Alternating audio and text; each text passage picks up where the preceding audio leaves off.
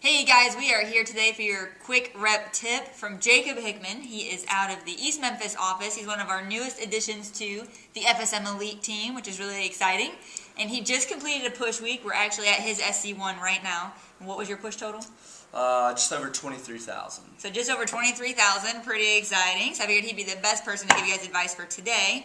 And so I asked him earlier what he thought really helped make a difference in his push. And one of the things he mentioned was average order size. So I'm going to let him give you guys some tips on how to help people get as much Cutco as they want. And then I asked him, by the way, most of your customers you say are not necessarily people we would describe as like super wealthy or in awesome neighborhoods. Oh yeah, definitely. And most of the people I see are normal people. Of course, they're not living in a shack, of course, but you're normal people, and that's if you can get good at taking normal people and getting them to buy into what I call the philosophy of Cutco, then you can get huge average orders. You're thinking homemaker better every time, and the part of the ways I do that is through customizing the homemaker on the spot. So because throughout the demo, from the time I'm done building rapport to from the time that I start the official demo to the time that I close,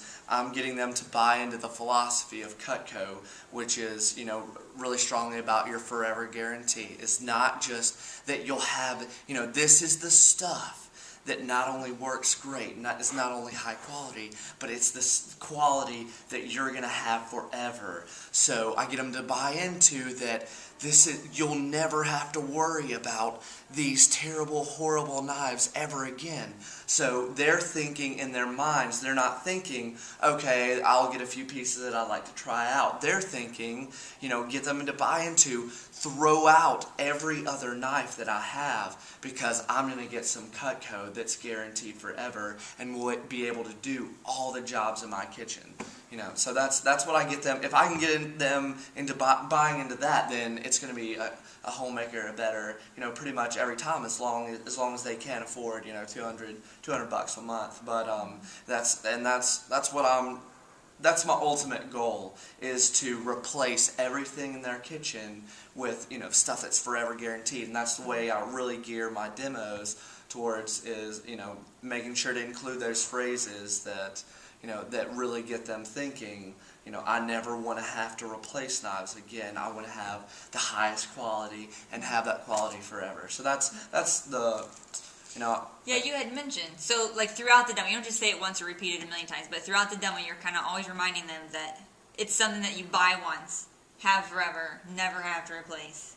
Exactly, and you basically find different ways to say that so that you're not just repeating the same thing exactly like that. You'll talk about that exactly, say almost that exact phrasing in the forever guarantee, and then when you're going to let me review why so many people choose to get Cutco is because you'll never have to worry about those dull dangerous knives ever again. You say that with real conviction, and but you're also getting your #1 quality, and you're getting that quality forever. And always let that stuff sink in. That's your whole demo. Most of the stuff they're not going to remember. They're not going to remember most of your demo. They may not even remember about the double D edge, except that it's, but the stuff, you repeat the stuff you want them to remember forever.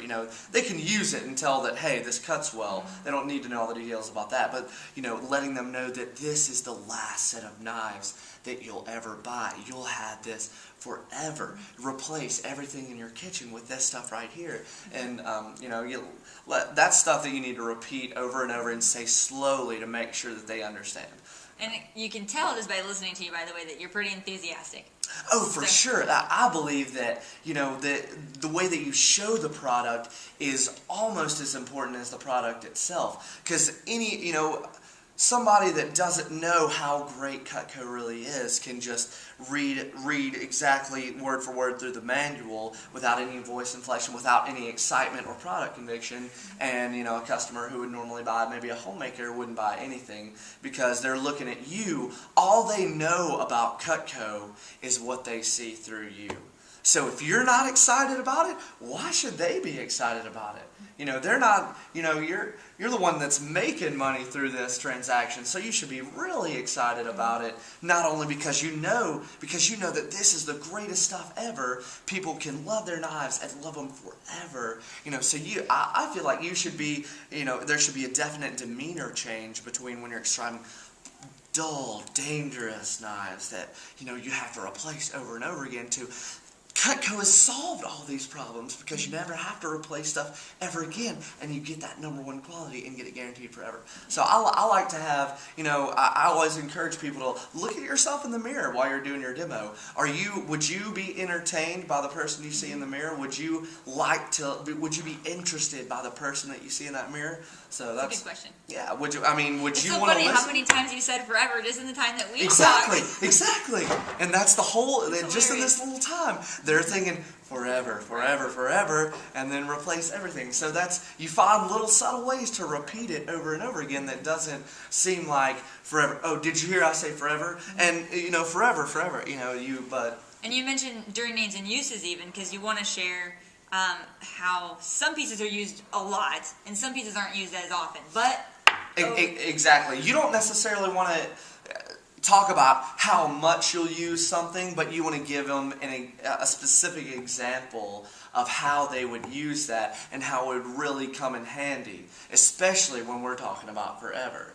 So I usually do that through asking questions. Because I found that it's a lot more convincing to them if they say it themselves that, yeah, I do use this, and then with them just... So do you have a couple examples just agree. of questions? Like you asked, do you cut tomatoes? The Right. trimmer. That's well, yeah. It's a no-brainer. Do you ever, like, for some of your harder pieces to sell people on, like your butcher knife, or have you ever tried to cut something that you thought was really putting a strain on your blade or putting a strain on you? Everybody's That's a good question. Exactly. I've And never heard everybody's that like, yeah, that was something that I thought of, as a way to sell that, because everybody's thought, and that's the questions you want to ask for each piece, is something that no matter who they are, if they cook at all, they've done this. Somebody's tried to cut something like, man, I wish I had a heavy-duty knife to do this, and that's, and then they're like, yeah, I have. And then you say, well, here's your butcher knife. Oh, so this will solve all those problems. And that's, for each piece, you list a problem, how Cutco can solve that, and then when you're talking about the sets, they're not seeing, oh, I've never really used that. They're thinking, for when I really have to cut hard stuff, this is really going to come in handy. So that's why they're less likely to get rid of some of those pieces. Now, as far as push week, since you did have such a great push week, over 20K, 23K, other than having a high average order, which helps if you're going for a big push week, any other quick tips on just push week in general? A lot of them are in push weeks now or going into push week. Yeah, this is something that I found that is really awesome. Have a phone time set up, and these are the most glorious times to do phone time. Okay. I do phone time on Sunday night and book up all of my Monday and Tuesday and just a little, early Wednesday. Okay, because it is amazing doing phone time on Sunday night and Wednesday night. For some reason, those two times, I do not do demos during those times because I know that people are home, they're waiting for me to call them. So if you can, do phone time on Sunday night, book up all of your, and that's about 5 demos a day, at least, just in case you have some reschedule. But, do phone time, and when you do phone time, leave them a quick message just saying, hey, this is Jacob Hickman, I'm a friend of Miss Jones, and the reason I'm calling is because Miss Jones was helping me with a scholarship that I'm working towards up at Ole Miss, and she said that you might be nice enough to help me out too, so give me a quick call back, give me a call back at this number, and then you'll have people calling you back throughout the day to set up more demos, and that's how you minimize your phone time, maximize your demos. So Sunday nights. So when you do Sunday and Wednesday, how many hours are you calling for? Do you know? Usually it starts about 5:30 to 9. So it could be 3.5 hours, but you're only doing it twice a week. Exactly. And some people do it like 30 minutes to to an hour a day. So it all works out. You know, you're doing it. I would just rather sit down and do it all at once than have to wake up every single morning and do phone time. And that, you know, if you have it all guaranteed and you're doing it all at once, that's, you know, that gives you the opportunity that, hey, I didn't book up enough demos for Tuesday. You know, then you'll wake up one morning, you know, Monday morning, and start, you know, call a few people and make sure you're getting your Tuesday booked up. But okay, cool. that's, and then just making sure you're doing enough demos, but getting excited about the product in every demo. If you're seeing a qualified customer, then they're gonna buy into, let's get all my stuff guaranteed. What's qualified mean to you? Qualified, if they can afford $200 a month, they will get a homemaker or better. So what does that really mean to you? Does that mean just somebody's working full time? If there are two working people in the house, then I see no reason why they shouldn't. So, right. And then, you know, of course you have different situations where people, oh, I just had this come up. But if I'm going to see somebody and both husband and wife work, and I'm seeing them both together, I get excited. I get excited because I know it's going to be home here better. That's awesome. That's how I feel. Two last quick questions. What's one of your favorite things about being an FSM? Well, 50% is definitely probably my favorite thing.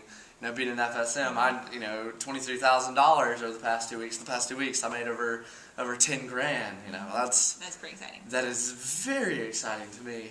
So that's definitely motivation and something that I love about being an FSM. And I encourage people to get there as quickly as possible, because once you're there, if you can get through the dry times, you get to FSM, it's glorious. So And then the last question, and I just know we're running out of time, that's all, but the last question is, if someone's watching this and they're considering whether or not to go to a conference, because they're on the fence, what would be your advice? Absolutely go to a conference. I personally owe my success to a conference, because I started last year. I launched the beginning day of SC2. So I went to that SC2 conference on Sunday and heard people like Mark Bullard talk, and I just got fired up. I was like, I'm going to go out there and I'm going to do this. You know, it's just amazing. It's a completely different level than, you know, maybe your normal sales meetings in your office, and you get to see, you just feed off each other, and the talks and stuff are great. So I went to that and was so inspired. I went out and sold over 20K in my fast start. So I owe my success, you know, to a conference meeting. So I encourage everybody. And what are your career sales now? Career sales now, I'm not sure. I don't know. Probably, I really don't know. It's probably around 60 something. Okay. 60. Over 60 grand. 67. Third of that just happened last 2 weeks. Oh yeah, That's yeah. pretty exciting. I play football. Yeah, He plays football, so not so much selling during the summer. summer. I didn't sell at all Just during the summer. semesters, Cool. but I take my summers and I take it seriously. So that's what I believe. So. Okay. Well, it's Jacob Hickman. I appreciate your time, Jacob. That's no and problem. keep your eyes open for the next QRT. See you guys. All right.